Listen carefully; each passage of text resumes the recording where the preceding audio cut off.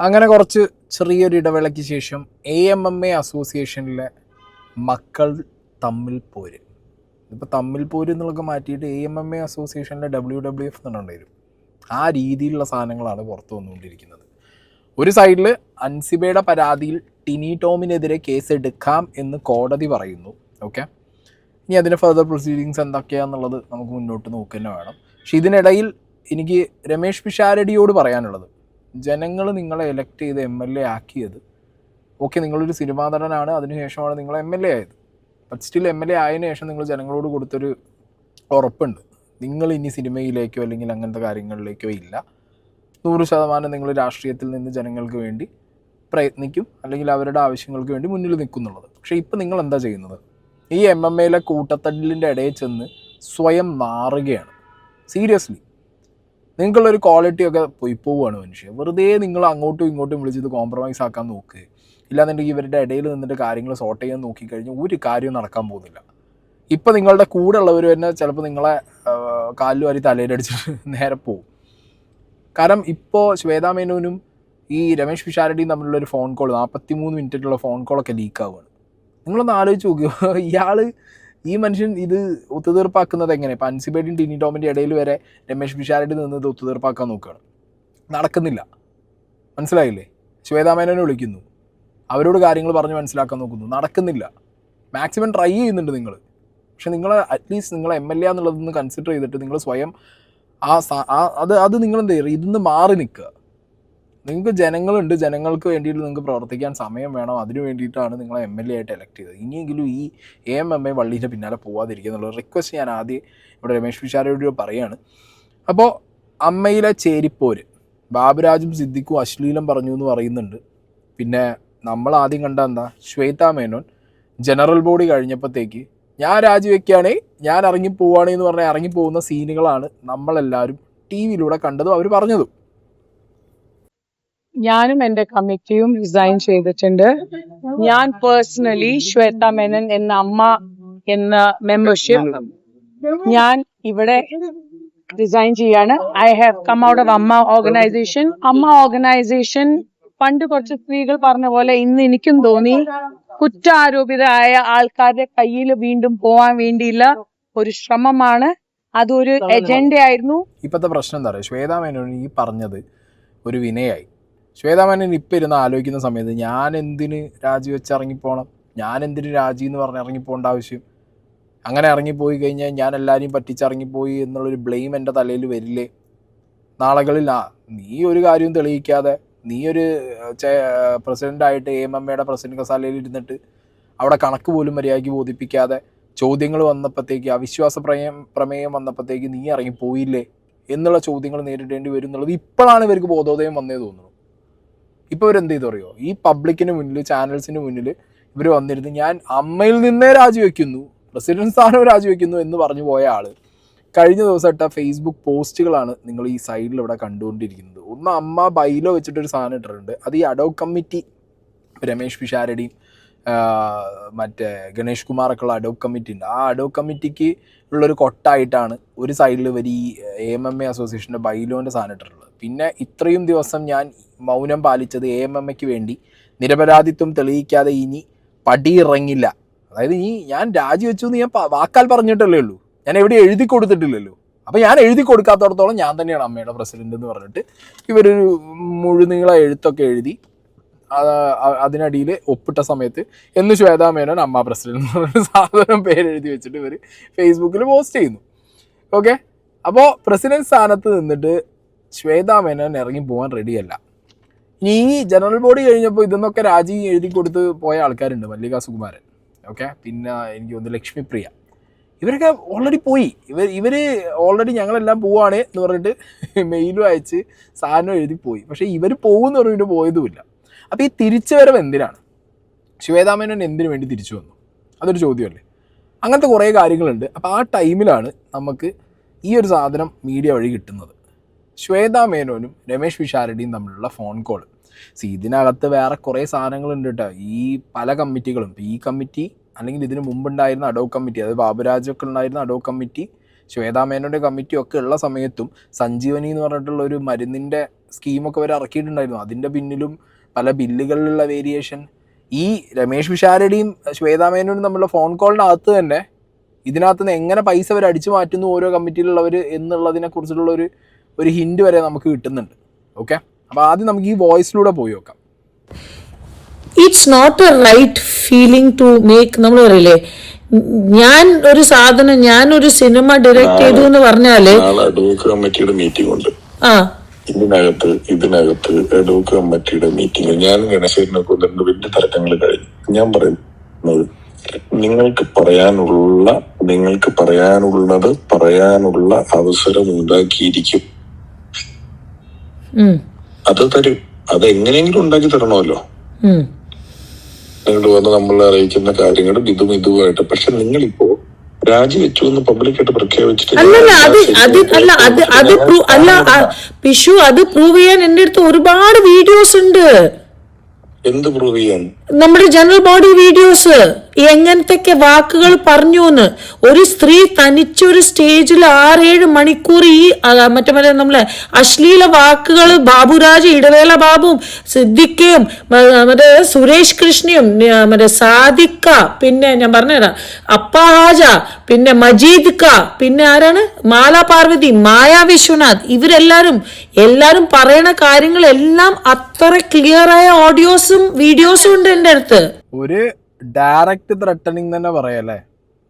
AMMA അസോസിയേഷൻ്റെ general body കഴിഞ്ഞ് president സ്ഥാനത്ത് നിന്ന് ഞാൻ രാജിവെക്കുന്നു എന്ന് പറഞ്ഞ് പുറത്തിറങ്ങിയ ശ്വേതാ മേനോന് അന്ന് ബോധോദയൊന്നും ഉണ്ടായില്ലേ? ആ റെക്കോർഡ് അന്ന് ചെയ്തു വെച്ച സാധനങ്ങളെ കുറിച്ചാണല്ലോ ഇപ്പോൾ പറയുന്നത്. അതൊക്കെ പുറത്ത് കാണിച്ച് ഞങ്ങളിപ്പോഴുള്ള EC മെമ്പേഴ്സിനെതിരെ ഇവിടെ ഒരു ഗൂഢാലോചന നടത്തിയ കൂട്ടം ഞങ്ങൾക്കെതിരെ വളരെ മോശമായ രീതിയിൽ ഉപയോഗിച്ച വാക്കുകളും തെറിവാക്കുകളുമാണ് നിങ്ങൾ ഈ കാണുന്നത് കേൾക്കുന്നതെന്ന് പറഞ്ഞിട്ട് നിങ്ങൾക്ക് പബ്ലിക്കിന് മുന്നിൽ കാണിച്ചു കൊടുത്തുകൂടായിരുന്നില്ലേ എന്ന്?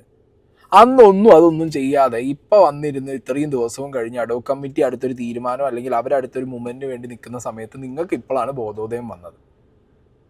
അല്ലെങ്കിൽ സോഷ്യൽ മീഡിയയിൽ ഈ സഞ്ജീവനിയെക്കുറിച്ചൊക്കെ കുറേ ചോദ്യങ്ങൾ ചോദിക്കാൻ പല യൂട്യൂബേഴ്സും തുടങ്ങിയ സമയത്ത് നിങ്ങൾക്ക് ഇളകി. അങ്ങനെയാണോ ഉണ്ടായത്? എനിക്ക് മനസ്സിലാവുന്നില്ല. ശ്വേത ചേച്ചീനോടൊക്കെ എനിക്കൊക്കെ ഭയങ്കര സ്നേഹവും റെസ്പെക്റ്റുള്ള ഒരു വ്യക്തിയാണ്. ബിഗ് ബോസിൽ വന്ന സമയത്തും അവരുടെ ഒരു ഓറ നമുക്കറിയാം. പക്ഷെ എന്താ പറയുക, വെരി അൺഫോർച്ചുനേറ്റ്ലി നിങ്ങൾ ട്യൂബ് ലൈറ്റ് വല്ലതുമാണോ? അല്ല ഈ മിന്നിയാണ് കത്താൻ വേണ്ടിയിട്ട്. നിങ്ങൾക്കപ്പോൾ ആദ്യം നിങ്ങൾക്ക് അറിയില്ലായിരുന്നു നിങ്ങളെ കൂട്ടം കൂടി ആക്രമിച്ചതാണ്. ഈ കുക്കു പരമേശ്വരൻ അടക്കം നിങ്ങളുടെ കൂടെയുള്ള ടീം നിങ്ങളുടെ കാല് വാരാൻ നിങ്ങളൊപ്പം നിന്നതാണ്. ആക്ച്വലി ഈ ഒരു കമ്മിറ്റിക്കകത്ത് പ്രസിഡന്റ് എന്ന് പറഞ്ഞിട്ടുള്ള ഈ ശ്വേതാ മേനോൻ മാത്രമാണ് ഒറ്റപ്പെട്ടൊരു എൻറ്റിറ്റി ഉണ്ടായിരുന്നത് അതിനകത്ത്. അത് അവർ തിരിച്ചറിഞ്ഞില്ല എന്നുള്ളൂ. അവരെ ചുറ്റുമുള്ളവരൊക്കെ പല ഗ്യാങ്ങിൻ്റെ ഭാഗമാണ്, അവരൊറ്റപ്പെട്ട ഒരു ഭാഗമാണ്. അവരൊറ്റപ്പെട്ടാണ് നിന്നിരുന്നത്. അൺഫോർച്യുനേറ്റ്ലി അവർക്കത് ഇപ്പോഴും മനസ്സിലായിട്ടില്ല. അവർ ഇപ്പോൾ മനസ്സിലായോ എന്ന് അറിയാൻ പാടില്ല. ഇനിയിപ്പോൾ അത് ആരെങ്കിലും പറഞ്ഞു കൊടുത്ത് തിരിച്ചു വന്നതാണോ അതോ സ്വയം ബുദ്ധിക്ക് തിരിച്ചു വന്നതാണോ? അതായത് പ്രസിഡന്റ് സ്ഥാനത്ത് നിന്ന് ഞാൻ രാജി എഴുതി തന്നിട്ടില്ലല്ലോ, രാജി എഴുതി കൊടുത്തിട്ടില്ല, വാക്കാൽ പറഞ്ഞിട്ടല്ലേ ഉള്ളൂ. അത് മാത്രമല്ല, ഞാൻ വേറൊരു മണ്ടത്തരം വരുന്നത് ആലോചിച്ച് നോക്കുന്നത്, ഇതിൻ്റെ എഴുതി കൊടുത്തു എന്ന് പറഞ്ഞു. ഇവർ എഴുതി കൊടുക്കാൻ ബില്ലിംഗ് ആണോ അല്ലേ എന്നുള്ളതിനെ കുറിച്ച് ഒന്നും ചോദിച്ചിട്ടില്ല. ഓക്കെ, എഴുതി കൊടുത്തില്ല എന്നാണ് പറയുന്നത്. ഓക്കെ, എഴുതി കൊടുത്തു അല്ല, എഴുതി കൊടുത്തിട്ടില്ല, രാജി എഴുതി കൊടുത്തിട്ടില്ല. അങ്ങനത്തെ ഒരു സാഹചര്യത്തിൽ എങ്ങനെയാണ് ഇവർ അടുത്തൊരു കമ്മിറ്റി, ഈ അഡോക് കമ്മിറ്റിയെ എടുത്തിട്ട്, അപ്പോൾ അഡോക് കമ്മിറ്റി ആണല്ലോ, അഡോക് കമ്മിറ്റി എടുത്തിട്ട് ഇവർ ഈ സാധനങ്ങൾ മുന്നോട്ട് കൊണ്ടുപോകാൻ പോകണമെന്നുള്ളത് ഞാൻ ചിന്തിച്ചു പോയി.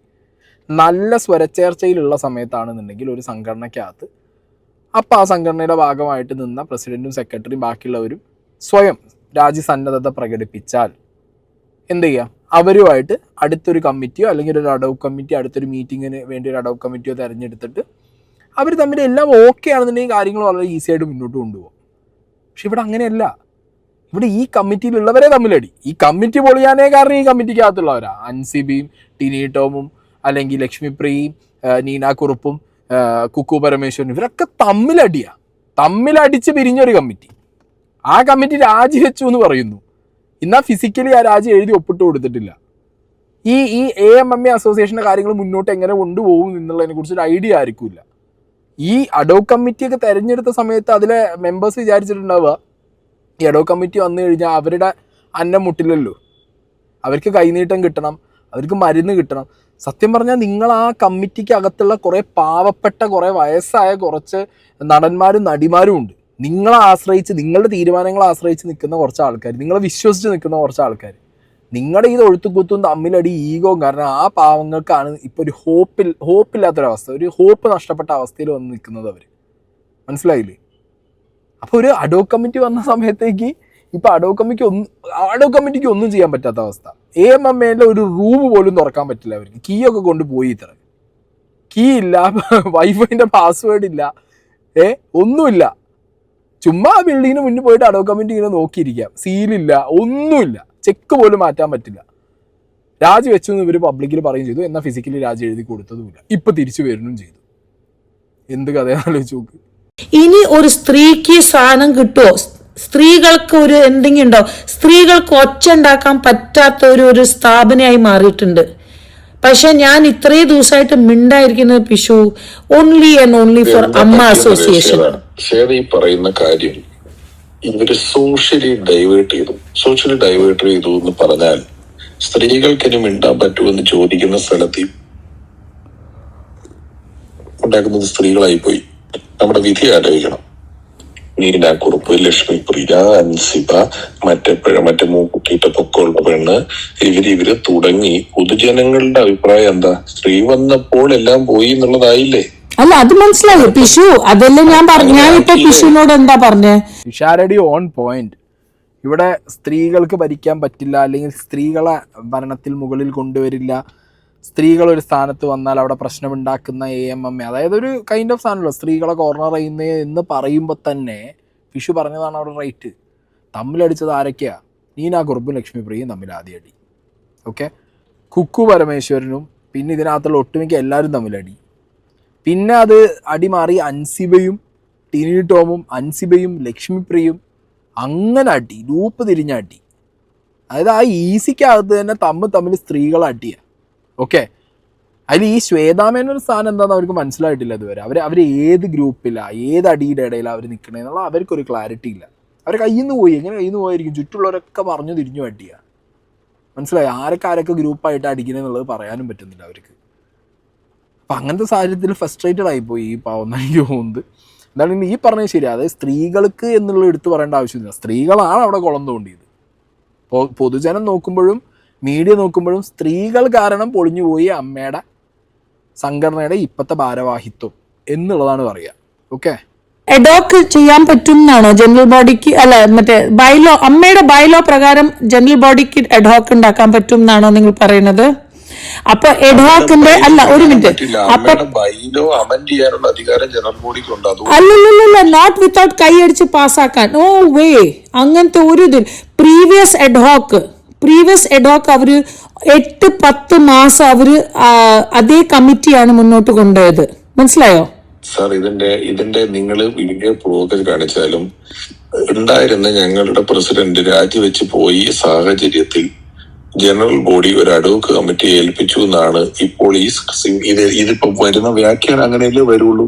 ഓക്കെ പിഷു, എന്താ പറയാ പിഷു, അപ്പോ ആണുങ്ങള് മറ്റേ ലാലേട്ടൻ ഉണ്ടായിരുന്ന കമ്മിറ്റി എഡോക്ക് ആയപ്പോ റൂള് വേറെ, സ്ത്രീകൾ എഡോക്ക് ആയപ്പോ റൂള് വേറെ. അപ്പോ that means according to the convenience the ad hoc. പിന്നെ ഒരു ചെയർ ഉണ്ടാവുമ്പോ എങ്ങനെയാണ് ജഗദീഷ് ഏട്ടൻ?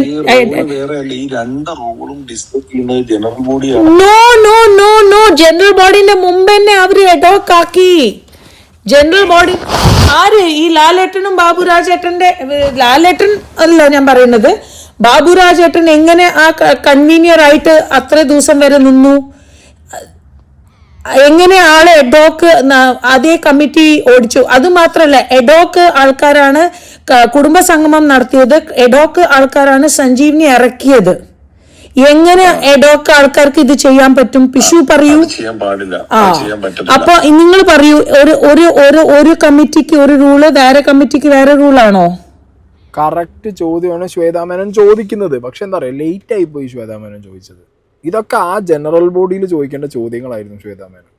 ഓക്കെ, അതായത് ഇതിന് മുമ്പുണ്ടായിരുന്ന അഡോക്ക് കമ്മിറ്റി, അതായത് ഹേമ കമ്മിറ്റി റിപ്പോർട്ട് വന്ന സമയത്ത് അന്നുണ്ടായിരുന്ന ഇവരുടെ ജനറൽ ബോഡി കൂടിയ സമയത്തൊക്കെ ഇവരുടെ കുറേ ഈ പറഞ്ഞ EC മെമ്പേഴ്സ്, എക്സിക്യൂട്ടീവ് മെമ്പേഴ്സിന് പലർക്കും ആരോപണങ്ങൾ വന്ന സമയത്ത് അവർ മാറിപ്പോകുന്ന സമയവും അമ്മയുടെ മുകളിൽ ഭയങ്കര പ്രഷർ വന്ന സമയത്തൊക്കെ AMMA അസോസിയേഷന് വേറെ നിവൃത്തിയില്ലാത്തതുകൊണ്ട് കുറേ അവരുടെ എല്ലാവരും ഇപ്പോൾ ഇയാൾക്കെതിരെ ഇൻ്റർവെല്ലിനെതിരെ കേസും കാര്യങ്ങളുമായി.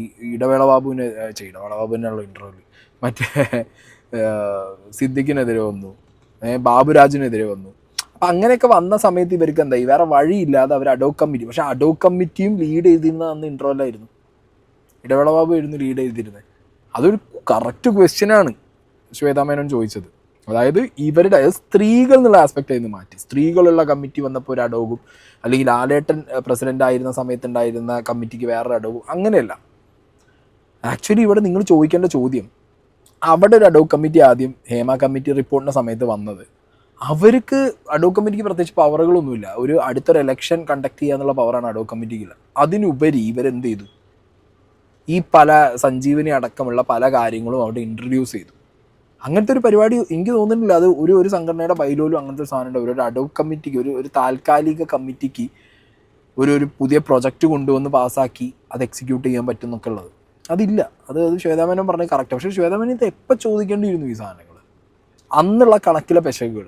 അഡോക് കമ്മിറ്റിയുടെ ഭാഗമായി എന്ന ബാബുരാജ് അടക്കമുള്ളവർ ബൈ ഹാൻഡ് കാശ് മേടിച്ചതിൻ്റെ പ്രശ്നങ്ങൾ, ഇതൊക്കെ നിങ്ങൾ അന്ന് ചോദ്യം ചെയ്യേണ്ടതായിരുന്നു. ഏത് ഈ കഴിഞ്ഞ ജനറൽ ബോഡിയിൽ അത് നിങ്ങൾ ചോദ്യം ചെയ്തില്ല. നിങ്ങൾ ഇപ്പോൾ വന്നിരുന്നത് അതും ഇതിപ്പോൾ വിശാരടിയുടെ ഒരു കോളിലാണ് നിങ്ങൾ സംസാരിച്ചത്, ലീക്കായതുകൊണ്ടാണ് ഇത് നമ്മൾ പൊതുജനം അറിയുന്നത്. അല്ലാത്ത പക്ഷം ശ്വേതാ മേനോൻ എവിടെയും ഇത് പുറത്തൊരു ഇൻ്റർവ്യൂ ആയിട്ട് അല്ലെങ്കിൽ ഇത് AMMയുടെ എന്തെങ്കിലും നിയമപരമായിട്ടുള്ള കാര്യങ്ങളായിട്ട് മുന്നോട്ട് നീങ്ങിയിട്ടോ ഇല്ല. മനസ്സിലായില്ലേ?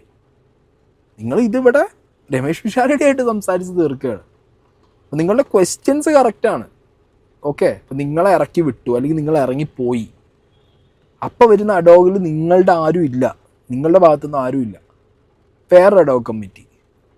പക്ഷേ ഇതിന് മുമ്പുള്ള അഡോക് കമ്മിറ്റി അങ്ങനെ ആയിരുന്നില്ല. ഇറങ്ങിപ്പോയവരുടെ കൂട്ടത്തിൽ കുറ്റക്കാരായവരെ മാറ്റി നിർത്തി ബാക്കിയുള്ള ഈസിയിൽ എല്ലാവരും കൂടി കൂട്ടിയിട്ട് ഒരു അഡോക് കമ്മിറ്റി. അപ്പോൾ ഇത് രണ്ടാണ്. അപ്പോൾ AMMയിൽ അങ്ങനെയാണെന്നുള്ളത് നിങ്ങൾക്കും അറിയാം, എല്ലാവർക്കും അറിയാം. അതെല്ലാം മെമ്പേഴ്സിനെല്ലാം മനസ്സിലായിട്ടുള്ളൊരു കാര്യമാണ്. ഓരോരുത്തർക്കും ഓരോ രീതിയിലുള്ള റൂൾസ് ആൻഡ് റെഗുലേഷൻസ് ആവും. പക്ഷെ ഇതൊന്നും നിങ്ങൾ മനസ്സിലാക്കിയില്ലേ ആദ്യം മുതൽ. അതിനൊന്ന് മാത്രമല്ല, നിങ്ങൾ ഒരു കമ്മ്യൂണിറ്റിയുടെ ലീഡേഴ്സായിട്ട് നിൽക്കുന്ന സമയത്ത് നിങ്ങൾക്കും ഈ ബൈലോ വായിച്ചിട്ട് ചെയ്യേണ്ട കാര്യങ്ങൾ കൃത്യമായി ചെയ്യാൻ പറ്റിയിട്ടില്ല. ട്രഷററെ മാറ്റിയതാണ് ആദ്യത്തെ അവിടുത്തെ മിസ്റ്റേക്ക് പറ്റിയത്. നിങ്ങൾ ഈ ഉണ്ണി ശിവപാലിനോട് നേരെ ലീവിന് പോകാൻ പറഞ്ഞാൽ നിങ്ങൾ ചെയ്ത ഏറ്റവും വലിയ തെറ്റാണ്. മനസ്സിലായോ? ഒരു സംഘടനയുടെ എക്സിക്യൂട്ടീവ് മെമ്പേഴ്സ്, ഒരു സംഘടനയുടെ പുതിയ കമ്മിറ്റി എന്ന് പറഞ്ഞിട്ട് എക്സിക്യൂട്ടീവ് മെമ്പേഴ്സിനെ എടുക്കുന്ന സമയത്ത് അതിൽ ഏതെങ്കിലും ഒരു എക്സിക്യൂട്ടീവ് മെമ്പറിനെ മാറ്റുമ്പോൾ അതിനെ റീപ്ലേസ് ചെയ്യാൻ പറ്റണം. അല്ലെങ്കിൽ ട്രഷറർ സ്ഥാനത്ത് നിന്ന് ഒരാൾ പോകുമ്പോൾ അതിനൊരു വൈസ് ട്രഷറർ കാണില്ലേ? ഇതൊന്നും ഇല്ല. ഇവർ അയാളെ പിടിച്ചിട്ട് ലീവിന് പറഞ്ഞു വിട്ടു. CA-കാരന് ഈ സാധനങ്ങൾ കൊടുക്കേണ്ട ആരാ? ഒരു കണക്ക് അടക്കം എല്ലാ കാര്യങ്ങളും ബില്ലടക്കം ഒരു കണക്ക് CA-ക്ക് കൊടുക്കേണ്ടത് അതിൻ്റെ ട്രഷററാണ് ആ സംഘടനയുടെ. ആ ട്രഷററേ ഇല്ല, മാനേജ്മെൻ്റാണ്, അബ്സ്കോണ്ടിങ് ആണ് അയാളെ നിങ്ങൾ ലീവിന് വിട്ടു. അപ്പോൾ അതൊക്കെ ബൈല് നോക്കിയിട്ടാണോ നിങ്ങൾ കൃത്യമായിട്ട് ചെയ്തത്? അങ്ങനെ ഒരുപാട് ചോദ്യങ്ങൾ നിങ്ങൾക്കെതിരെയും വരും. 45 ദിവസം കൊടുക്കൂ. ലാലേട്ടനോട് പറഞ്ഞപ്പോൾ ലാലേട്ടൻ പറഞ്ഞു യെസ് ഇത് കൊടുക്കൂ എന്ന് പറഞ്ഞപ്പോ എന്തുകൊണ്ട് സിദ്ദിഖ ലാലേ വേണ്ട, ലാലിന്റെ തലയിൽ വരും എന്ന് പറയാനുള്ള ഒരു അധികം എന്തിനാണ് ഈ കുറച്ച് കുറ്റാരോപിതരായ ആൾക്കാർ മാത്രം ഒച്ചമ്പിളി ഉണ്ടാക്കിയത്? പിന്നെ കൊല്ലം തുളസി അങ്കിൾ നമുക്ക് വേണ്ടി പറഞ്ഞപ്പോ അങ്കിളുടെ കയ്യിൽ നിന്ന് മൈക്ക് എന്തിനാണ് സിദ്ദിഖ വലിച്ചത്? അനൂപ് ചന്ദ്രൻ എന്തിനാ അടിക്കാൻ പോയത്? എന്തിനാണ് മല്ലിക സുകുമാരൻ ആന്റിന്റെ കയ്യിൽ നിന്ന് മൈക്ക് പിടിച്ചു വലിച്ചത്? മറ്റേ എത്രയോ, ഞാൻ ഇനി എത്ര കാണിക്കണം, എത്രയോ കാര്യങ്ങൾ ഞാൻ കാണിച്ചു തരാം. അത് നല്ലതാട്ടോ, ഒക്കെ വീഡിയോ എടുത്ത് വെച്ചിട്ടുണ്ട്. നാളെ 1 by 1 തെളിവുകളായിട്ട് പുറത്ത് വിട്ടാൽ നമുക്കുള്ള രസമായിരിക്കും പുറത്തുള്ളവർക്ക്. ഇതിൽ നിങ്ങൾ ആലോചിക്കും, സിദ്ദിഖൊക്കെ മെയിനാണ്. സിദ്ദിഖൊക്കെ മെയിൻ കള്ളി പൂന്ത് വിളയാട്ടം. മൂപ്പരെ കറുത്ത മറ്റേ പഴയ വിൻറ്റേജ് കാറുള്ള വരവും വെള്ളയും ഉള്ളിൽ കയറി കഴിഞ്ഞാൽ നാരദൻ്റെ പണി കൊള്ളെന്താണെങ്കിലും. ഇത് ഓൾറെഡി അന്ന് ഈ വിഷയത്തിൽ ഇവർ ഈ രാജിയൊക്കെ സമർപ്പിച്ചു, ഇത് അടിച്ചു പിരിഞ്ഞു AMMയുടെ സംഘടനയുടെ നേതൃത്വം എന്നൊക്കെ പറഞ്ഞ് ഞാൻ അന്ന് വീഡിയോ ചെയ്ത സമയത്ത് പറഞ്ഞിട്ടുണ്ടായിരുന്നു. കൃത്യമായിട്ടുള്ളൊരു ഗൂഢാലോചന, ഒരു അജണ്ട ഇവർക്കെതിരെ ഈ ബാബുരാജും ഇടവേള ബാബുവും സിദ്ദിഖുള്ള ബെൽറ്റ് ചെയ്തിട്ടുണ്ട്. ഒരു പക്ഷേ ഇവർ ചെയ്യാനുള്ളൊരു കാരണം, ഇവർ മര്യാദയ്ക്ക് ഇത് മുന്നോട്ട് നിർത്തി കൊണ്ടുപോയി കഴിഞ്ഞാൽ നാളുകളിൽ ഇനി നേതൃത്വത്തിൽ പലരും വരും, ഇവർക്ക് തിരിച്ചു കയറാൻ പറ്റില്ല, ഈ ബെൽറ്റിന് കയറാൻ പറ്റില്ല. അതുകൊണ്ട് ഇപ്പോൾ നിങ്ങൾ ശ്വേതാമേനൻ പറഞ്ഞ സംസാരത്തിലുള്ള ആ പേരുകൾ തന്നെ നിങ്ങൾ നോക്ക്. ഞാൻ ഈ പറഞ്ഞ ബെൽറ്റിലുള്ള ആൾക്കാരുടെ പേരാണ് അവിടെ നിങ്ങൾ കേട്ടത് മൊത്തം അല്ലേ. 8-9 ആൾക്കാർ ഈ ബെൽറ്റിലുള്ള ആൾക്കാരാണ്. ഇവർ കുറ്റാരോപിതരാണ്. ഹേമ കമ്മിറ്റി റിപ്പോർട്ടിലടക്കം കുറ്റാരോപിതരായിട്ടുള്ള ആളുകളാണ് ഇവർ.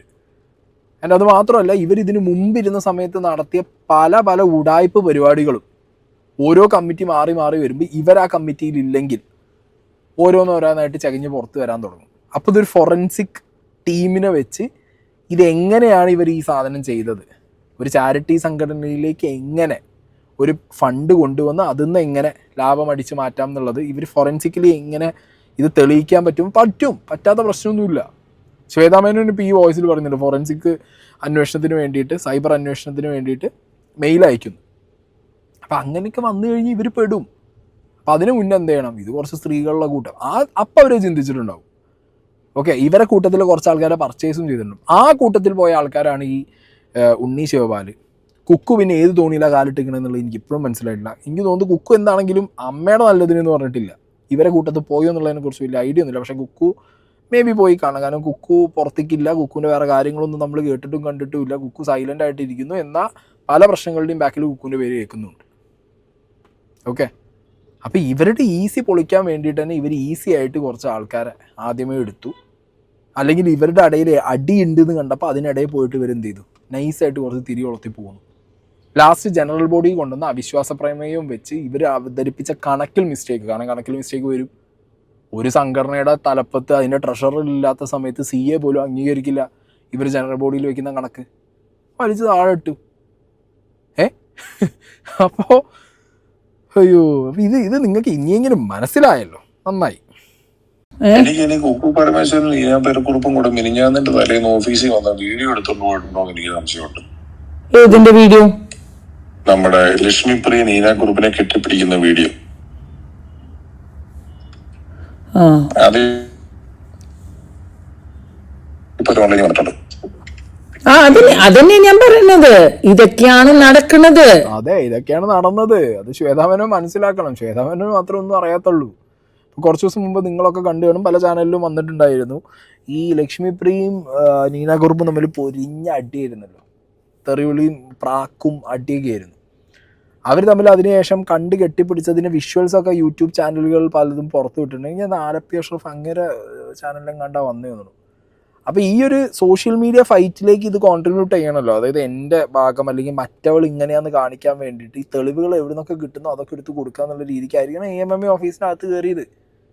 അപ്പോഴും പ്രശ്നമാണേ. ഈസിയും പിരിച്ചു വിട്ട് അതിനകത്തുള്ളൊരു രാജി വെച്ചു എന്നും പറഞ്ഞു, വെർബലി എല്ലാം പറഞ്ഞതിന് ശേഷം ഇവർ അതിനകത്ത് അതിക്രമിച്ച് കയറി. പറഞ്ഞാൽ ഇപ്പോഴുള്ള ആൾക്കാർക്ക് കേസ് കൊടുത്തു, അംഗങ്ങൾക്ക് കേസ് കൊടുക്കാമല്ലോ.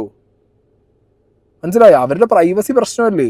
നാളെ ഈ AMMAയുടെ സിസ്റ്റത്തിനകത്തിരിക്കുന്ന ഫോട്ടോസ്, വീഡിയോസ്, ഓഡിയോസ് അല്ലെങ്കിൽ ഇവർ തന്നെ ഷൂട്ട് ചെയ്ത് വെച്ച സാധനങ്ങളൊക്കെ പബ്ലിക്കിൽ പോവാത്ത ഐറ്റങ്ങളൊക്കെ ഇവരെടുത്ത് കൊണ്ടുപോയിട്ടുണ്ടെങ്കിൽ, ഇത് വെച്ച് ത്രട്ടൻ ചെയ്യൽ നടന്നിട്ടുണ്ടെങ്കിൽ ഇതിനൊരു ഹിസ്റ്ററി ഉണ്ട്. ഈ കുക്കു പരമേശ്വരൻ്റെ കയ്യിലൊരു മെമ്മറി കാർഡ് ഉണ്ട് എന്നാണ് പറയുന്നത്. ഏത് ആ മെമ്മറി കാർഡ് കുക്കു പരമേശ്വരനോട് ചോദിക്കുന്നത്. അത് ഹേമ കമ്മിറ്റി റിപ്പോർട്ടിൻ്റെ സമയത്തുള്ള മെമ്മറി കാർഡ് ഇഷ്യൂവിനെ കുറിച്ചാണ് ഞാൻ ഈ പറയുന്നത്. ആ മെമ്മറി കാർഡിൽ പല നടിമാരും കൊടുത്ത പല കൺഫെഷൻസ് ഉണ്ട്, പല കാര്യങ്ങളും ഉണ്ടെന്ന് പറയുന്ന ആ മെമ്മറി കാർഡ്, കുക്കുവിൻ്റെ ഉള്ള memory card Kukku Parameswaran last പറഞ്ഞത് എന്താ അറിയോ? അത് ലളിത ചേച്ചീൻ്റെ കയ്യിലുണ്ട്. 36 മരിച്ച് 1 മോള് പോയി എന്നുള്ളത് കൊണ്ട് അതാരും ഇനി ചോദിച്ചില്ലല്ലോ. അതെവിടെയെന്നുള്ളത് എങ്ങനെ എന്നെ കണ്ടുപിടിക്കാൻ പറ്റും? ലളിത ചേച്ചി ഇപ്പം ഇല്ല. അപ്പം ഇനി ഞാൻ സപ്പോസ് ചോദിക്കുകയാണ്, ഇതേപോലെ ഒരു കൈൻഡ് ഓഫ് ത്രെട്ടനിങ് സാധനം ഇതിനകത്തുണ്ടെങ്കിലോ? പലരും എനിക്ക് തോന്നുന്നു ഈ കുക്കുവിനെ അപ്രോച്ച് ചെയ്യാത്തത് അതായിരിക്കും. കാരണം ഈ മെമ്മറി കാർഡിലുള്ളത് ഓക്കെ ഇവരെ കയ്യിലിരുന്നപ്പോൾ ഇവരത് കോപ്പി ചെയ്ത് എടുത്ത് വെച്ചിട്ട് പിന്നെ ലളിത ചേച്ചിക്ക് കൊടുത്ത് ലളിത ചേച്ചീൻ്റെ ഇന്നത് വാനിഷായി. പക്ഷെ സ്റ്റിൽ ഇവരിൽ ബാക്കപ്പ് ഉണ്ട് എന്നുള്ള പേടി കൊണ്ടാണെങ്കിലോ? കുക്കുവിനെ അങ്ങനെ പേടിക്കുന്നു എന്നുള്ളതും ഞാൻ സംശയിക്കുന്നു. ഇവിടെ പലരും ഇതിനകത്തുള്ള പല നടന്മാരും നടിമാരും ഈ കുക്കുവിന് എത്രയും പ്രയോറിറ്റി കൊടുക്കുന്നു, കുക്കുവിന് ഇത്രയും ഇമ്പോർട്ടൻസ് കൊടുക്കുന്നു, കുക്കുവിന് എത്രത്തോളം പേടിക്കുന്നത് എന്താണെന്ന് വെച്ച് കഴിഞ്ഞാൽ എനിക്ക് തോന്നുന്നതാണ് ഇതിനൊരു ഹിസ്റ്ററി ഇങ്ങനെ ഉണ്ടേ. ഒരു മെമ്മറി കാർഡിൽ കുറേ സാധനങ്ങളുണ്ട് എന്നുള്ളത് പറഞ്ഞിട്ട് അന്ന് വൻ വിഷയമായതാണ്. അറ്റ്ലാസ് അത് കുക്കുവിൻ്റെ കയ്യിൽ ആണെന്നായിരുന്നു. പിന്നെ അത് വേറെ എന്തായി, ലളിത ചേച്ചീൻ്റെ കയ്യിലായി. അപ്പോൾ അതുപോലെ ഈ സിസ്റ്റത്തിനകത്തുനിന്ന് ഈ ഫോട്ടോ വീഡിയോ ഒക്കെ എടുത്തുകൊണ്ടിട്ട് ഇവരെടുത്ത് വെച്ചിട്ട് നാളെ എന്തെങ്കിലും ചെയ്ത് കഴിഞ്ഞാൽ എന്ത് ചെയ്യാൻ പറ്റും? ഭീഷണിയുടെ സ്വരം. അപ്പോൾ കേസ് കൊടുക്ക്, നിങ്ങൾ അതിക്രമിച്ച് കയറി സാധനങ്ങൾ കൊണ്ടുപോയി എന്ന് പറഞ്ഞിട്ട്. നിങ്ങളുടെ തലയിൽ നിങ്ങൾക്ക് കാര്യങ്ങൾ സമയത്ത് കണക്കിന് കുഴപ്പമില്ലെന്നുള്ളതാണ് നിങ്ങളുടെ നിരപരാധിത്വം. അല്ല അതുണ്ട്, പക്ഷെ നമ്മുടെ സമയത്തുള്ള മറ്റേ കണക്കാണല്ലോ നമ്മൾ തെളിയിക്കേണ്ടത്. നമുക്ക് നമ്മൾ അവിടെ ഇരുന്നിട്ട് നമ്മൾക്ക് April 1 തൊട്ടിട്ട് March 31 വരയ്ക്കുള്ള കണക്ക്, അല്ലാതെ നമ്മൾ ജൂൺ 20 ആ കണക്കിൽ കുഴപ്പങ്ങളില്ലെന്നല്ലേ നിങ്ങൾ പറഞ്ഞ? കുഴപ്പങ്ങളില്ലെങ്കിൽ നിങ്ങൾ നിരപരാധിയാണല്ലോ. അല്ലല്ല, നമ്മളുടെ കണക്കിലല്ല ഞാൻ പറഞ്ഞത്. ബാബുരാജ് ഏട്ടന്റെ കണക്കിൽ ഒരുപാട് കുറ്റങ്ങളുണ്ട്. ആ നമ്മൾ ഫോറൻസിക് ഇന്റർണൽ ഓഡിറ്റ് ചെയ്യണം. എന്തുകൊണ്ടാണ് ആരും ചെയ്യാൻ സമ്മതിക്കാത്തത്? നമ്മൾ ഇപ്പോഴും പറയാണ് ഇത് കഴിഞ്ഞ ഓഡിറ്റ് പാസ്സായി പോയി കഴിഞ്ഞ ഓഡിറ്റാണ്. ഇനി ഒരു കമ്മിറ്റിക്കാണ് അത് തീരുമാനിക്കാൻ പറ്റുള്ളൂ. അല്ലല്ല, കമ്മിറ്റിക്ക് അല്ല, ബാബുരാജ് ഏട്ടൻ അത് മറ്റേ മിനിറ്റ്സിൽ എഴുതി തരണം. എന്തുകൊണ്ട് മറ്റേ കുക്കു പറഞ്ഞത് ബാബുരാജ് ഏട്ടനോട് ചോദിച്ചപ്പോ ബാബുരാജ് ഏട്ടൻ പറഞ്ഞു ഞാൻ എഴുതി തരില്ല. നമ്മുടെ പ്രീവിയസ് ഈ ജൂൺ 22 2025 അല്ലേ ജനറൽ ബോഡി നടന്നത്? അത് കഴിഞ്ഞിട്ടല്ലേ August 15 ഇലക്ഷൻ ആണ് എന്ന് പറഞ്ഞിട്ട് ബാബുരാജ് ഏട്ടൻ അവിടെ ഓൾറെഡി ഒരു വർഷമായിട്ട് അവർ ഇരിക്കുന്നുണ്ടായിരുന്നത് അഡോക്കായിട്ട്. അപ്പൊ എന്തുകൊണ്ട് ആ റൂള് എന്തുകൊണ്ട് നമുക്കും അതന്നെ ഇതെല്ലാം അടുത്തത് ഇലക്ഷൻ വേണം എന്ന് പറഞ്ഞിട്ട് നമുക്ക് ഇരുത്തിയാൽ മതിയിരുന്നു. നല്ല കാശിന്റെ തിരിമറി ഇതിനു മുമ്പ് അഡോക് കമ്മിറ്റിയുടെ ഭാഗമായിട്ട് നടന്നിട്ടുണ്ടെന്നുള്ളത് വളരെ എവിഡന്റ് ആയി ഇതിനകത്ത്. ഓക്കെ, പിന്നെ ഇതൊക്കെ എന്ന് പറഞ്ഞാൽ ഒരു ജനറൽ ബോഡി കൂടിയ സമയത്ത് ഇത് എനിക്ക് തോന്നുന്നു വർഷാവർഷങ്ങളിൽ ഇങ്ങനെ ആയിരിക്കണം. ഈ AMMA അസോസിയേഷനിൽ ഈ പാവപ്പെട്ട എന്താ പറയുക വയസ്സാങ്കാലത്ത് വീട്ടിലിരിക്കുന്ന ഈ ആർട്ടിസ്റ്റുകൾക്ക് ഇവർക്ക് കൊടുക്കാനാന്ന് പറഞ്ഞും ഇവരെ സംരക്ഷിക്കാനാന്ന് പറഞ്ഞും പല ഫണ്ടുകളും മേടിച്ച് ബൈപ്പാസ് ചെയ്തിരിക്കാം. കാരണം ചാരിറ്റി സംഘടനയാണല്ലോ. അപ്പോൾ പലരും അങ്ങോട്ടും ഇങ്ങോട്ടും ഒരു ഗിവ് ആൻഡ് ടേക്ക് പോളിസി ആയിരിക്കും. അടുത്തോട്ട് ഞാൻ എക്സിക്യൂട്ടീവ് കയറുമ്പോൾ അപ്പോൾ എനിക്കുണ്ടാവും, അടുത്തോട്ട് ഈ കയറുമ്പോൾ മനസ്സിലായി. മെയിൻ സ്ട്രീമിൽ അപ്പോൾ ഫെയിം ഫേസിൽ നിൽക്കുന്ന ആളുകളൊക്കെ അങ്ങനെ ആയിരിക്കണം. പിന്നെ ഞാനും ചിന്തിച്ചിട്ടുണ്ടേ, ഇതിൻ്റെ ഈ സ്ഥാനത്ത് നിൽക്കുന്ന മോഹൻലാൽ മമ്മൂട്ടി വന്നിട്ടില്ല, മോഹൻലാൽ കഴിഞ്ഞാൽ പിന്നെ ഇതിൽ സിനിമയുള്ളത് ആരടാ അതിനകത്ത്? ഇതിൻ്റെ ഈ മെയിൻ സെറ്റപ്പിനകത്ത് അങ്ങനെ സിനിമയുള്ള ആരും ഞാൻ കണ്ടിട്ടില്ല. റെഗുലറായിട്ട് സിനിമയുള്ള നല്ല ലൈം ലൈറ്റിൽ നിൽക്കുന്ന നല്ല വർക്കുള്ള ആരും ഇതിൻ്റെ മെയിൻ പൊസിഷനിലൊന്നും വന്ന് ഞാൻ കണ്ടിട്ടില്ല. പിന്നെ ഞാൻ കണ്ടത് ഒരു ഉണ്ണിമൂന്തനുണ്ടായിരുന്നു കുറച്ച് കാലം. അങ്ങനെ കുറച്ച് പേര് സിനിമയിൽ ആക്റ്റീവായിട്ട് നന്നായിട്ടുള്ള ആളുകളിൽ വളരെ കുറഞ്ഞ പേരുകൾ മാത്രമേ സംഘടനയുടെ തലപ്പത്ത് കമ്മിറ്റിയുടെ ഭാഗമായിട്ട് നമ്മൾ കേൾക്കാറുള്ളൂ അല്ലേ? ഒരു എക്സിക്യൂട്ടീവ് കമ്മിറ്റി എടുക്കുന്ന സമയത്ത് അല്ല വേറെ ആരുമില്ല, ഒരു ലാലേട്ടൻ മാത്രമേ ഉള്ളത്. അത് കഴിഞ്ഞാൽ പിന്നെ 1-2 പേരുകൾ, വേറെ ആരും ഇല്ല. ബാക്കിയുള്ളവരൊന്നും ഒരു തരത്തിലും സിനിമയിലോ സീരിയലിലോ ഒരു പണിയില്ലാത്ത ആൾക്കാരാണ്. ഇവരൊക്കെ എങ്ങനെ എക്സിസ്റ്റ് ചെയ്ത് പോകുന്നു എന്നുള്ളത് ഞാൻ ചിന്തിച്ചിട്ടുണ്ട്. മേ ബി ഇതൊക്കെ തന്നെയാവും പരിപാടി. പ്രൊമോഷൻസും അല്ലെങ്കിൽ ഇവൻസും നടത്തുന്നതിന് അങ്ങോട്ടും ഇങ്ങോട്ടും കൈയിട്ട് വാരി പോണ സാധനങ്ങളായിരിക്കണം മേ ബി. ഇതിനകത്ത് വേറൊരു വിഷയം, നിങ്ങൾ ഈ പറയുന്ന സാധനങ്ങൾ ഒന്ന് കണക്കന്വേഷിച്ചാൽ ഇതിൽ ഒരു ചാരിറ്റബിൾ ട്രസ്റ്റിന് ചെയ്യാൻ പാടില്ലാത്ത കാര്യങ്ങൾ ഇതിനകത്ത് വരും. ഇപ്പൊ ഡോക്ടർ റോണി വിഷ്ണു ഉണ്ണികൃഷ്ണന്റെ കമ്പനി GST തന്നില്ല എന്ന് പറഞ്ഞു. പക്ഷേ എക്സ് കാറ്റഗറി എന്ന് പറയുന്ന ഒരു കാറ്റഗറിയിൽപ്പെട്ട മരുന്നുകൾക്ക് പ്രിസ്ക്രിപ്ഷനിലുള്ള ആളുടെ പേരിൽ മാത്രമേ ബില്ലടിക്കാവുള്ളൂ. ഞാനൊരു കാര്യം ഞാൻ അന്വേഷിച്ചപ്പോൾ മനസ്സിലാക്കുന്ന കാര്യങ്ങളാണ് പറയുന്നത്. അപ്പം ഒരു പ്രത്യേക കാറ്റഗറിയിലുള്ള മരുന്നുകൾക്ക് ബില്ല് അമ്മയുടെ പേരിൽ അടിക്കാൻ പാടില്ല, 1. 2, ചാരിറ്റി ചെയ്തതിന് GST ക്ലെയിം ചെയ്യാൻ പാടില്ല. ഇപ്പം റോണി എന്ന് പറയുന്ന ആള് പറഞ്ഞ വാദം ഇവിടെ പ്രശ്നമാവും. ഞാനൊരു ഉദാഹരണം പറഞ്ഞതാ. വിഷ്ണുവിന്റെ കമ്പനി GST തന്നില്ലെന്ന് റോണി ഭയങ്കര സ്ട്രോങ് ആയിട്ട് ഒരു ദിവസം എന്നോടും പറഞ്ഞു. ഞാൻ ഉടനെ തന്നെ ഇതുമായി ബന്ധപ്പെട്ട് അന്വേഷിച്ചു. അവര് പറഞ്ഞു, സാർ നമ്മൾ GST കൊടുക്കുന്നുണ്ട്. ഒരു പർട്ടിക്കുലർ മരുന്നുകൾ, സാധനങ്ങൾ ഇതിന് പ്രിസ്ക്രിപ്ഷൻ ഉള്ള അയാളുടെ പേരിൽ ഞങ്ങൾ ബില്ല് ജനറേറ്റ് ചെയ്താൽ മാത്രമേ ഞങ്ങൾക്ക് GST കൊടുക്കാൻ പറ്റുള്ളൂ. ചാരിറ്റബിൾ സംഘടന GST എടുക്കാൻ പാടില്ല. ഇപ്പൊ റോണി പറഞ്ഞ ഒരു സാധനം മാറിയില്ലേ? ഇങ്ങനെ ഓരോ സ്ഥലങ്ങളിൽ നമ്മളിപ്പൊ പറയുന്ന, അതായത് ശ്വേത ഇപ്പം അപ്പൊ പിന്നെ എന്തുകൊണ്ടാണ് നമ്മുടെ CA പറഞ്ഞത് ഓരോ കാര്യത്തിനും നമ്മൾ GSTയും TDSും ചെയ്യണം എന്ന്? അവനും ഇത് അറിയത്തില്ലായിരിക്കും. അതാണ് അപ്പൊ ഞാൻ പറയട്ടെ, അപ്പൊ ഇത് എഗെയിൻ സഞ്ജീവനി പദ്ധതിയായിട്ട് റിലേറ്റ് ചെയ്തിട്ടുള്ള ഒരു ഓഡിയോ ആണ്. അതായത് ഇവരുടെ സംഭാഷണത്തിലെ ഒരു പോർഷനാണ്. ആദ്യം ഒരു ഡോളോ 650 സീൻ ഇതിനകത്തുണ്ടായിരുന്നു. അതിങ്ങനെ ഒരു ഊഹാഭൂഹം പോലെ ഒരു സാധനമായിട്ട് ഇങ്ങനെ പരന്ന് നടന്നിട്ടുണ്ട്. സഞ്ജീവനി ആദ്യം ചെയ്തിരുന്നത്, അതായത് ഇതിലെ എന്താ പറയുക, ആക്ട്രസ് ഈ വയ്യാത്ത ആളുകൾക്ക്, വയസ്സായവർക്ക് അല്ലെങ്കിൽ മരുന്ന് ആവശ്യമുള്ളവർക്ക് വേണ്ടിയിട്ടുള്ളവരുടെ ഈ സഞ്ജീവനി ഫ്രീ മെഡിസിൻ എന്ന് പറഞ്ഞ പ്രൊജക്റ്റ് അഡോ കമ്മിറ്റി ആട്ടോ ഇത് വെച്ചത്. അതുകൊണ്ട് ആ പ്രൊജക്റ്റ് ഇനി എത്രത്തോളം അടുത്തൊരു കമ്മിറ്റിക്ക് കൊണ്ടുപോകാം അല്ലെങ്കിൽ വേണ്ട ഡ്രോപ്പ് ചെയ്യാം, ബട്ട് സ്റ്റിൽ എല്ലാവർക്കും സഹായകരമായിട്ടുള്ളൊരു സാധനം, മാതൃകാപരമായിട്ടുള്ളൊരു കാര്യമാണ്. ഒരു സംഘടന അതിൻ്റെ മെമ്പേഴ്സിന് മരുന്ന് ഫ്രീ ആയിട്ട് കൊടുക്കുന്നു എന്നുള്ളൊരു കാര്യം വലിയ കാര്യമാണ്. അപ്പോൾ അതിനകത്തുള്ള അഴിമതി നിങ്ങളൊന്ന് ആലോചിച്ച് നോക്കി എത്രത്തോളമാണ്. ആദ്യം അൻസിബ പറയുന്നു, അൻസിബയാണ് കുറേ കാലം അത് നോക്കി നടന്നിരുന്നത്. പിന്നെ അൻസിബേനെ അവിടുന്ന് എടുത്ത് മാറ്റുന്നു, ഡോക്ടർ റോണിയെ കൊണ്ടുവരുന്നു. അതിൻ്റെ ഒരു ശ്വേതാമേനൊരു വോയിസ് പുറത്ത് വന്നിട്ടുണ്ടായിരുന്നു. അൻസിബ പോയിരുന്നു വേറൊരു ഇൻ്റർവ്യൂവിനകത്ത് ഇതിനെക്കുറിച്ച് സംസാരിക്കുന്നുണ്ടായിരുന്നു. ആ വിഷമം മാറ്റിയതിൻ്റെ വിഷമം പറയുന്നു. അപ്പോൾ ഇതിലൊക്കെ നമുക്ക് ഭയങ്കര ദുരൂഹമായിട്ടുള്ള ഫീലിങ്ങുകൾ തന്നിട്ട് എന്താ വെച്ചെങ്കിൽ, കാരണം ഈ മരുന്ന് കമ്പനികൾ എന്ന് പറഞ്ഞു കഴിഞ്ഞാൽ നമുക്കറിയാം ഓൾറെഡി അവർക്ക് എവിടെ നിന്നൊക്കെ കാശ് എങ്ങനെയൊക്കെ അവർക്ക് അവരുടെ ലൈക്ക് ആ സാധനം വെളുപ്പിച്ചാൽ മതി എങ്ങനെയെങ്കിലും. ഹ്യൂജ് ഇൻവെസ്റ്റ്മെൻറ്റ്സ് കൊടുക്കാനും അവർ റെഡിയാണ്. ആൻഡ് ചാരിറ്റബിൾ സംഘടന ത്രൂ ആണെന്നുണ്ടെങ്കിൽ അവർക്ക് ഭയങ്കര ഈസിയാണ് പരിപാടി, മനസ്സിലായില്ലേ? ആൻഡ് ഇതിൽ AMMA സംഘടനയുടെ പേരിൽ അടിച്ച ബില്ലിന് GST ക്ലെയിം ചെയ്യാന്ന് പറഞ്ഞു കഴിഞ്ഞാൽ അത് ഫ്രോഡ് പരിപാടിയാണ് വീണ്ടും, മനസ്സിലായോ? അപ്പം അങ്ങനത്തെ ഒക്കെ പണമിടപാടുകൾ ദുരൂഹ സാഹചര്യത്തിൽ ഇവിടെ നടന്നിട്ടുണ്ട്. ഓക്കെ, അതിൻ്റെ ബാക്കിലൊക്കെ ശ്വേത പറഞ്ഞതിൽ ഫോറൻസിക് അന്വേഷണം നടക്കട്ടെ. പിഷു, ഞാൻ ഇപ്പോഴും അമ്മ അസോസിയേഷനിൽ ഒരു മെയിൽ അയക്കാൻ പോവാണ്. ഫോറൻസിക് ഇന്റേണൽ ഓഡിറ്റ് ചെയ്തില്ലെങ്കിൽ ഒരു കാരണവശാലും പിഷു എന്താ പറയാ കള്ളത്തരം മനസ്സിലാവില്ല.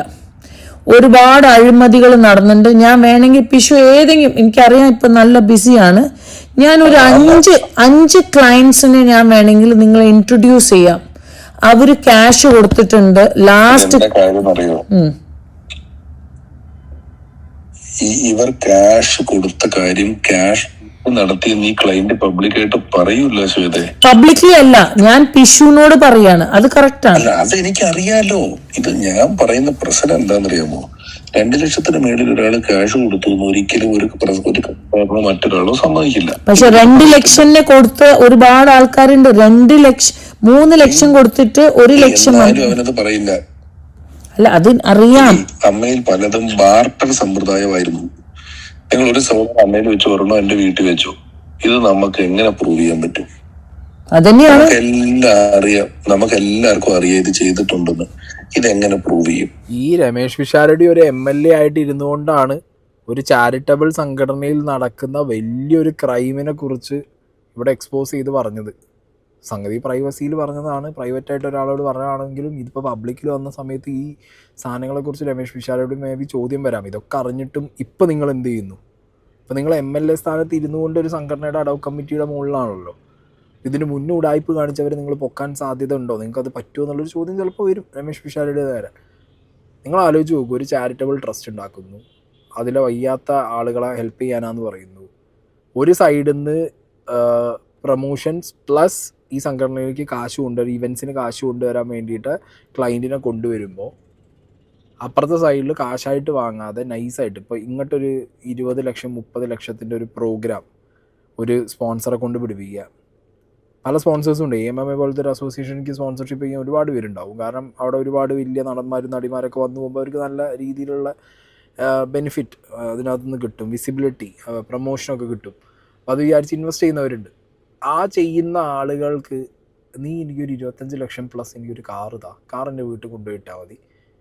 ഓക്കെ, അപ്പോൾ ടോട്ടലി ഒരു 10, 15, 20 ലക്ഷം റുപ്യേൻ്റെ കാറാവും. അപ്പോൾ ഒരു 40 ലക്ഷം റുപ്യ അനക്ക് ഞാൻ അവിടെ തന്നല്ലോ എൻട്രി. അങ്ങനെ പറഞ്ഞ് കയറ്റുന്നതാണെങ്കിലോ കാറ് മേടിക്കാം, AC മേടിക്കാം, നേരത്തെ പിഷാരടി പറഞ്ഞത് ഒരു സോളാർ മേടിക്കാം, പലതും ബാർട്ടർ സിസ്റ്റത്തിൽ എന്തും വാങ്ങാം. ഒരു സ്വർണ്ണക്കടക്കാരനെ കൊണ്ടുവന്നിട്ട് ഇവിടെ ഒരു ഇവൻറ്റ് ചെയ്യിച്ചിട്ട് ഓൻ്റെ കടയിൽ പോയിട്ട് ഈ കൊണ്ടുവന്ന ആൾ, അതായത് മീഡിയേറ്റർ ആയിട്ട് നിന്ന ആൾ ഒരു 10 കിലോ സ്വർണം ഒരു 5 കിലോ സ്വർണ്ണം എടുത്തിട്ട് പോകുന്നത് എന്ത് ചെയ്യും?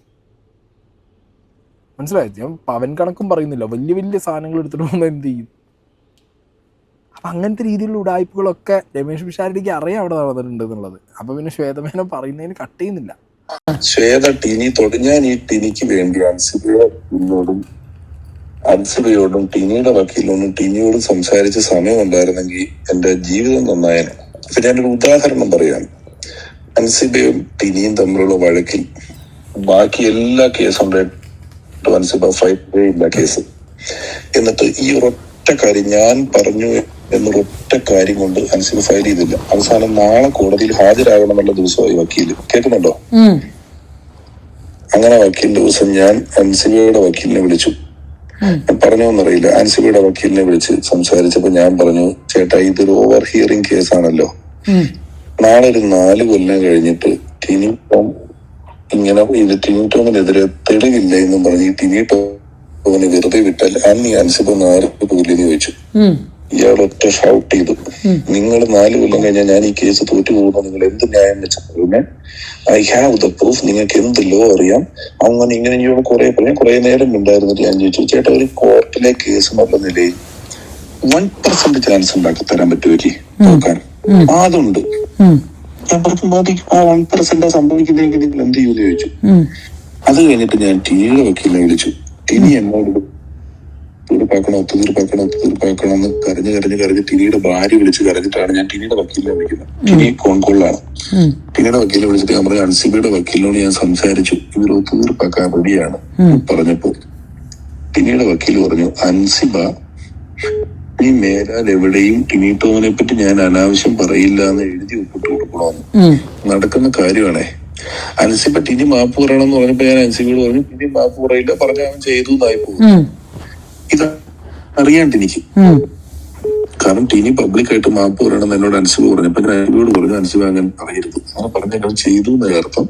അങ്ങനെ ചെയ്തു എന്നാണെങ്കിൽ പിന്നെ അൻസിബയ്ക്ക് കേസില്ലെങ്കിൽ പോലും ഈ സമൂഹത്തിൽ മതസ്പർദ്ധ വളർത്താൻ നോക്കി എന്നും പറഞ്ഞ് ആർക്കും വേണേ കേസെടുക്കാൻ പറ്റും ഇതിനെതിരെ, സ്വമേധയാ കേസെടുക്കാം. അപ്പൊ അതുകൊണ്ട് അവനത് പറയില്ല എന്ന് ഞാൻ പറഞ്ഞ ഈ കഥ ടിനിക്കറിയാം. ഈ കഥ അറിയാവുന്ന ടിനി ടോം ഇത്രയും ഒത്തുതീർപ്പാക്കണം എന്ന് പറഞ്ഞ ടിനി ടോമിന്റെ വക്കീൽ പറയാം, അൻസിബ ഒരു പേപ്പറിൽ എഴുതി കൊടുക്കണം, ഇത് ഞാൻ അൻസിബയോട് പറഞ്ഞിട്ട് പറഞ്ഞു ഇത് ചെയ്യണ്ട എന്ന് പറഞ്ഞ അൻസിബ പറഞ്ഞു, അങ്ങനെ കാര്യം ചെയ്യുക ചേട്ടാ, മമ്മൂട്ടിയുടെയോ മോഹൻലാലിന്റെയോ അമ്മയുടെ സാന്നിധ്യത്തിൽ, അതുപോലെ എനിക്ക് വിശ്വാസമുള്ള ഒരാളുടെ സാന്നിധ്യത്തിൽ അമ്മയുടെ ഓഫീസിൽ വെച്ച് നമുക്ക് ഇത് ചെയ്തു തീർക്കാം, ഒത്തുതീർപ്പാക്കാന്ന് പറഞ്ഞു. അൻസിബ പറഞ്ഞു ഒത്തുതീർപ്പാക്കാം. ഞാൻ നോക്കുമ്പോ മോഹൻലാൽ ജർമ്മനിയിൽ ചെന്നൈയിലുമാണ്. 2 ദിവസം ആകാന്നൊക്കെ പറഞ്ഞു കഴിയുമ്പോഴത്തേക്ക് മിനിഞ്ഞാന്ന് വീണ്ടും ടൈമായി. കോടതി വിളിക്കുമല്ലോ ദിവസങ്ങളിൽ ഫയൽ ചെയ്ത്. ഇത് വേറൊരു വള്ളി. ഇത് രമേശ് പിഷാരടി പിടിക്കേണ്ട ഒരു കാര്യവുമില്ല ഈ അൻസിബ ആൻഡ് ടിനി ടോം. കാരണം അത് കോർട്ടിൽ പോയാൽ എത്രത്തോളം നിൽക്കും എന്നുള്ളത് നമുക്ക് ഊറ്റിപ്പിടും. ഇപ്പോൾ കോടതി അന്വേഷണത്തിന് ഉത്തരവിട്ടു. കാരണം അതിൽ പറയുന്ന പരാമർശം ഗുരുതരമാണ്. മതപരമായിട്ട് ഒരാളെ ഭയങ്കര മോശമായ രീതിയിൽ സംസാരിച്ചു, പദപ്രയോഗം നടത്തി എന്നുള്ളതാണ്. അതിന് നീനാകുറുപ്പ് പോയിട്ട് എന്ത് ചെയ്തിട്ടുണ്ട്, മൊഴി കൊടുത്തിട്ടുമുണ്ട്. ഹിയർസേക്കാ കൂടുതൽ അവിടെ ഒരു അവിടെ ഒരു ആൾ ഉണ്ട്, ഇത് കേട്ടൊരു വ്യക്തി ഉണ്ട് അവിടെ, ഓക്കെ, ഒരു വിറ്റ്നസ് ഉണ്ട്. അപ്പം അത് ഭയങ്കര സ്ട്രോങ് ആയതുകൊണ്ടായിരിക്കണം കോടതി എന്ത് ചെയ്തേ, പോലീസ് സ്റ്റേഷൻ ഓൾറെഡി തള്ളിയ സാധനമാണ് ഇത് ഹിയർസേ എന്ന് പറഞ്ഞിട്ട്. പക്ഷെ കോടതി കേട്ട സമയത്ത് നീനാകുറുപ്പിൻ്റെ മൊഴി അവിടെ പ്രാധാന്യത്തിലെടുത്തിട്ട്, ആൻഡ് ഈ പറഞ്ഞ വിഷയം വെറുതെ ചീത്ത വിളിച്ചോ തെറി പറഞ്ഞതോ അല്ല, മതപരമായിട്ട് ആക്ഷേപിച്ചതാണ്, മതത്തിൻ്റെ പേര് പറഞ്ഞിട്ട് വേറൊരു സംസാരിച്ചതാണ്. ആൻഡ് അതിനവിടെ ഒരു എന്തുണ്ട്, വിറ്റ്നസ്സും ഉണ്ട്. അപ്പോൾ പിന്നെ കേസെടുത്ത് അന്വേഷിച്ചു എന്ന് പറഞ്ഞതായിരിക്കണം. പക്ഷേ ഇത് എത്ര അന്വേഷിച്ചു പോയാലും എൻഡ് ഓഫ് ദ ഡേ ഹിയർസേ എന്ന് പറഞ്ഞിട്ട് ആ സാധനം തള്ളിപ്പോകാനുള്ള ചാൻസേ കാണുന്നുള്ളൂ. ടിനി ടോമിനും കോംപ്രമൈസ് ആക്കണം, അൻസിബയ്ക്കും ഇത് കോംപ്രമൈസ് ആക്കണം. രമേശ് പിഷാരടി വിളിച്ചപ്പോൾ 2 പേരും കോംപ്രമൈസ് ചെയ്യാൻ റെഡിയായി. പക്ഷെ 2 പേരുടെ ഈഗോ, അവരുടെ വക്കീലിൻ്റെ ഈഗോ ഇത് സമ്മതിക്കുന്നില്ല. അതാ ഞാൻ നേരത്തെ പറഞ്ഞത്, ഇതിൻ്റെ തുടക്കത്തിൽ ആ വിഷയം ചിലപ്പോൾ തള്ളിപ്പോവും. നാളെ ലാലേട്ടനോ മമ്മൂട്ടി ഇടപെട്ട് ഇതിലെ ഒട്ടുമിക്ക പ്രശ്നവും ഈ 2 പേരും, ലാലേട്ടനുമില്ല മമ്മൂട്ടി ഇടപെട്ടാൽ തീരും. ഒട്ടുമിക്ക പ്രശ്നവും അവർ ഇതിൽ ഏതെങ്കിലും ഒരാളോ അല്ലെങ്കിൽ 2 പേരും കൂടി കൂട്ടത്തോടു കൂടി ഇടപെട്ടാൽ തീരുന്ന വിഷയം വരുന്നു. കാരണം അവർ പറയുന്ന അപ്പുറത്തേക്ക് പോലും. കാരണം മലയാള സിനിമേൻ്റെ ബ്രാൻഡ് അംബാസിഡേഴ്സ് ഇപ്പോഴും അവരാണ്. അവരെ മുഷിപ്പിച്ചോ അവരുടെ വാക്കിന് അപ്പുറത്തേക്ക് പോവില്ല. ഞാനതല്ല ആലോചിച്ചേ, ഈ മോഹൻലാൽ എന്നുള്ള മനുഷ്യൻ അന്ന് ഇതൊക്കെ കണ്ടിരുന്നോ അവിടെ എന്നുള്ള. ഈ ജനറൽ ബോഡി മീറ്റിംഗ് ഈ ചങ്ങായി മുണ്ട് കൊടുത്തിട്ട് മീശം പിരിച്ച് പോയിരുന്നല്ലോ മാസം കാണിച്ച്. ഇവിടെ ഈ പറഞ്ഞ സിദ്ദിഖും അല്ലെങ്കിൽ ബാക്കിയുള്ളവരും കാണിക്കുന്ന ഷോ ഒക്കെ കണ്ടു ഇയാളെങ്ങനെയാണോ ഇരുന്നത്? ഇയാൾ ഫോണിൽ വല്ല മിനിമിലിഷൻ കളിച്ചിരിക്കുകയായിരുന്നു ആ ടൈമിൽ. ആർക്കറിയാം. പിന്നെ എവിടുന്നാണ് ഈ BJPന്റെ ഒരു ഇത്? സത്യം പറഞ്ഞ ആദ്യമായിട്ട് നിങ്ങൾ എന്നോട് ആ ദിവസം നമ്മളുടെ തിരുവല്ല പ്രോഗ്രാമിൽ പറഞ്ഞപ്പോ ഓർമ്മയില്ലേ നിങ്ങൾ പറഞ്ഞത്? അന്ന് ഞാൻ പറഞ്ഞതാണ്, പിഷു ഞാൻ BJP ഒന്നും അല്ല, ഇത് എവിടുന്നാണ് ഈ BJP വന്ന്? ഇപ്പൊ ഞാൻ പറയാ കോൺഗ്രസിലെങ്കിൽ എന്നെ മിനിസ്റ്റർ ബാബുരാജിനോട് ഞാൻ ചോദിച്ചു ഇത്. ഞാൻ ബാബുരാജിനോട് ചോദിച്ചു, നിങ്ങൾ എന്തിനാണ് അവര് BJPക്ക് ആളെ കൊടുക്കുന്നു എന്ന് പറഞ്ഞത്? ഇപ്പൊ ബാബുരാജ് എന്നോട് പറഞ്ഞു ഞാൻ അങ്ങനെ പറഞ്ഞിട്ടില്ല. ഞാൻ ചോദിച്ചു അങ്ങനെ പറഞ്ഞിട്ടോ? എന്റെ വീഡിയോ ഞാൻ വീഡിയോ അയച്ചുതരാം. അങ്ങനെ ആരോപണമുണ്ടല്ലോ ആണ് ഞാൻ പറഞ്ഞത്. ഞാൻ 1 കോടി എടുത്തിട്ടുണ്ട് കാൻഡിഡേറ്റ്സ് കൊടുക്കാൻ വേണ്ടി എന്ന് നിങ്ങൾക്കെതിരെ ആരോപണം ഉണ്ടെന്ന് പുള്ളി പറയുന്നത്. ആരോപണം പറഞ്ഞാൽ എന്ത് പറഞ്ഞ അങ്ങനത്തെ ഒരു കാര്യം പറയണെങ്കിൽ പൊതുവേദിയിൽ അങ്ങനെ പറയണമെങ്കിൽ അത് പ്രൂഫ് ഇല്ലാതെ ഞാൻ അതാ പറഞ്ഞ I will see you in the court. Shweta മേനോന്റെ കയ്യിൽ എല്ലാത്തിൻ്റെയും തെളിവുകൾ ഉണ്ടെന്നാണ് ശ്വേത പറയുന്നത്. പുറത്ത് വരുമെന്നുള്ളതൊക്കെ കണ്ടറിയാം, അത് ഒത്തുതീർപ്പായി പോകുമെന്നുള്ളത്. പക്ഷെ പിഷാരടിക്ക് ഓൾറെഡി ഈ സാധനം ശ്വേതാ മേനോട് ചോദിച്ചു എന്ന് പറയുന്നു. ഇത് ഈ BJPയിലേക്ക് കാൻഡിഡേറ്റ്സിനെ AMMയിൽ നിന്ന് കൊടുക്കാം എന്നുള്ള സാധനം, അതാണ് അവർ പറഞ്ഞത്, ഒരു സ്ഥലപ്പേരൊക്കെ പറഞ്ഞിട്ട്. അപ്പോൾ ഇത് ഈ AMMA അസോസിയേഷനിലെ മെമ്പേഴ്സിൻ്റെ ഇടയിൽ ഒരു ഹിയർസേ ആയിട്ട് പറന്ന് നടക്കുന്ന ഒരു ഐറ്റമാണ്. ഇത് ആരിൽ നിന്ന് വന്നു എപ്പോൾ തുടങ്ങിയെന്നൊന്നും അവർക്ക് കണ്ടുപിടിക്കാൻ പറ്റുമൊന്നുമില്ല. അപ്പോൾ ഓൾറെഡി രമേഷ് പിഷാരടിയുടെ ചെവിയിലെത്തി. രമേഷ് പിഷാരടി ഈ ശ്വേതാ മേനോട് ചോദിച്ച തിരുവല്ലയിൽ നിന്ന് ചോദിച്ചൊരു സാധനം, അത് ഡെഫിനറ്റ്ലി ടീനി അവിടുന്ന് ചോദിച്ചില്ല എന്ന് പറയാൻ പറ്റില്ലല്ലോ. ബാബുരാജ് ടീനിയല്ല കേട്ടോ, ഇത് ടീനിന് തലയിൽ പോകണ്ട. ബാബുരാജ് ചോദിച്ചില്ല എന്ന് പറയാൻ പറ്റില്ല. ബാബുരാജിന് അത് റിജക്റ്റ് ചെയ്യാനും പറ്റില്ല. കാരണം ഒന്ന്, ശ്വേതാ മേനോൻ്റെ കയ്യിൽ വീഡിയോ ഓഡിയോ തെളിവുണ്ടെന്ന് പറയുന്നു. 2, രമേഷ് പിഷാരടി അടക്കം ഇവരോട് എവിടുന്ന് അറിഞ്ഞ് ചോദിച്ചൊരു കാര്യം ബാബുരാജ് അറിഞ്ഞത് അവിടെ യൂസ് ചെയ്ത് കാണും. പിന്നെ ആരോപണം എന്നുള്ള സാധനം ആർക്ക് ആരെ നേരെയും ഉന്നയിക്കാം. ഇപ്പോഴത്തെ ഒരു കണ്ടീഷനിലെ വിഷയം അതാണ്. ആർക്ക് നേരെയും കൊണ്ടുപോയി ഒരു ആരോപണം ഉന്നയിക്കാം. ആരോപിക്കപ്പെട്ട ആൾ പിന്നെ അത് അത്രപ്പാട് പിടിച്ചത് തെളിയിക്കാൻ നടക്കേണ്ട ഒരു അവസ്ഥയാണ് നമ്മുടെ നാട്ടിൽ നടന്നുകൊണ്ടിരിക്കുന്നത്, അല്ലേ? ആരോപണം ഉന്നയിച്ചവൻ്റെ കയ്യിൽ ഇതിനെ കുറിച്ച് വല്ല പ്രൂഫ് ഉണ്ടെന്ന് വെച്ചാൽ അത് കാണൂല. അവർ പറയും ഞാൻ നിന്നെക്കുറിച്ച് ആരോപിച്ചാലേ നീ തെളിയിച്ചോ. ഈ ഒരു മൂഡിന്ന് കാര്യങ്ങൾ മാറണം. അതിപ്പോൾ സൊസൈറ്റിയിൽ വളരെ സീനായിട്ട് നടക്കുന്നുണ്ട് കുറേ. ഞാൻ പറഞ്ഞ അന്ന് ഞാൻ ജനറൽ ബോഡി ആരോപണം പറയാൻ പ്രൂഫ് വേണ്ട. നമ്മുടെ ലോയിൽ ആരോപണം പറയാൻ പ്രൂഫ് വേണ്ട. പക്ഷെ ആള് എന്നെ പേഴ്സണലി പറയണതും പൊതുവേദിയിലും പറയണതും പൊതുവേദിയിൽ പറയാനും പ്രൂഫ് വേണ്ട. അതെ ഓക്കെ ഫൈൻ.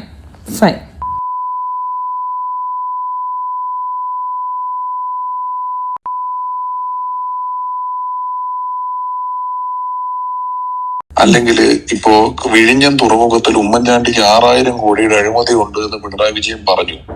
അതുമായിട്ട് പത്രസമ്മേളനം വിളിച്ച് പറയാണ് ഇതൊരു ആരോപണമാണ്. ആരോപണത്തിന് പ്രൂഫ് വേണ്ട. നമ്മുടെ കോൺസ്റ്റിറ്റ്യൂഷനിൽ ഇത് ഉമ്മൻചാണ്ടി 6000 കോടി പറ്റിച്ചു, മറ്റേത് നമ്മൾ എന്ത് സാധനം ചെയ്താലും അവര് മുഴുവൻ അഴിമതിയാണ്, പൊളിറ്റിക്സിൽ അങ്ങനെ പറയുമല്ലോ. അപ്പൊ ആ നിയമം വെച്ചിട്ട് നമ്മൾക്ക് ഒരാൾക്കെതിരെ ഒരു ആരോപണം ഉന്നയിക്കാൻ പ്രൂഫ് വേണ്ട. ആരോപണം തെളിയിക്കാനാണ് പ്രൂഫ് വേണ്ടത്. നിങ്ങൾ തെളിയിച്ചോ, ഞാൻ മേടിച്ചിട്ടുണ്ടെങ്കിൽ തെളിയിച്ചോ. അല്ല അത് ഞാൻ പറഞ്ഞു.